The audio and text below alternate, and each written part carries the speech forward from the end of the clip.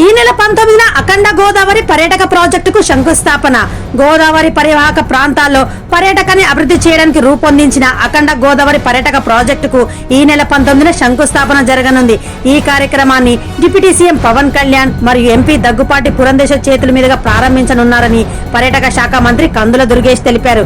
ఈ ప్రాజెక్టు పూర్తయిన తర్వాత హేవలాక్ వంతెన, కడియం నర్సరీలు, నిడదవోలు కోట, సత్యమాలయం వంటి ప్రాంతాలకు పర్యాటక ఆకర్షణ పెరుగుతుందని, చారిత్రాత్మక సాంస్కృతిక ప్రాధాన్యత కలిగిన ఈ ప్రదేశాల్లో సందర్శకులకు ఆధునిక వసతులు కల్పించనున్నామని, కేంద్ర సహకారంతో 97 కోట్ల వ్యయంతో పలు అభివృద్ధి కార్యక్రమాలు చేపట్టనున్నామని మంత్రి తెలిపారు. ఈ పర్యాటక ప్రాజెక్టు గోదావరి పుష్కరాలపై పూర్తవుతుందని మంత్రి దుర్గేష్ తెలిపారు. రాజమహేంద్రవరం, ధవళేశ్వరం, కడియం, కొవ్వూరు, నిడదవోలు ప్రాంతాల పనులు కొనసాగనున్నాయి. ఆంధ్రప్రదేశ్ ను పర్యాటక రాజధానిగా తీర్చిదిద్దే దిశగా ఇదొక ముందడుగు అని మంత్రి స్పష్టం చేశారు.